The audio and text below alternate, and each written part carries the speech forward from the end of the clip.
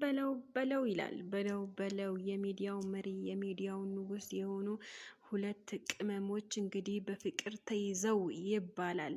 ሄርሜላ ከረሜላ ለአብርሽ ያስቀምጠችለት መልእክት ሰዎች ብቻ ማወቅ የነበረባቸውን ሰዎች አቅርበህ ነው ራሳችን ላይ ችግር የፈጠረው።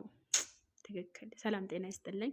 በመላው ዓለም ለምትገኙ የዘህራ ቤተሰቦች እንዴት ናቸው? ደህና ናቸው ወይ? አዲስ ለሆናቸው አህለን ወሳህለን ወመርሐበን።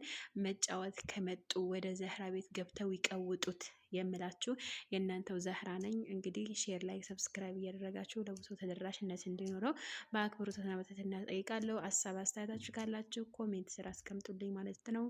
እንደዚህ ትላለች ሄርሜላ ከረሜላ ሰዎችን ብቻ ማወቅ የነበረባቸውን ሰዎች አቅርበን ነው ራሳችን ችግር ላይ የሚጥሉት። ትክክል ሀቂቃ ማለት ነው። በእኔም ህይወት የሚፈጠረው እንደዛ ነው። እና ሄርሜላ በመጀመሪያ ፈጣሪ ያጽናሽ።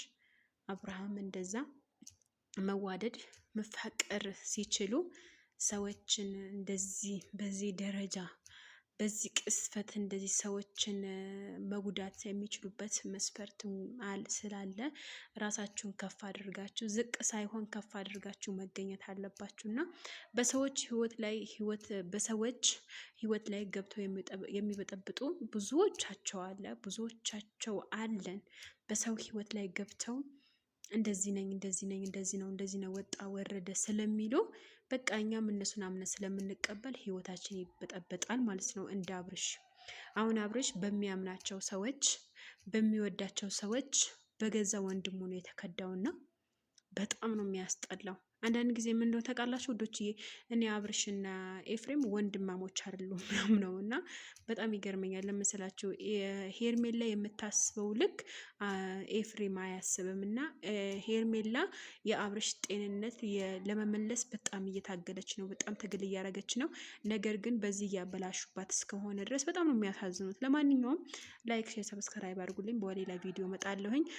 ሄርሜላ ከረሜላ ፈጣሪ ካንቺ ጋር ይሁን፣ ፈጣሪ ከእናንተ ጋር ይሁን። ከተቸገረውም ጎን አላህ ይቁም።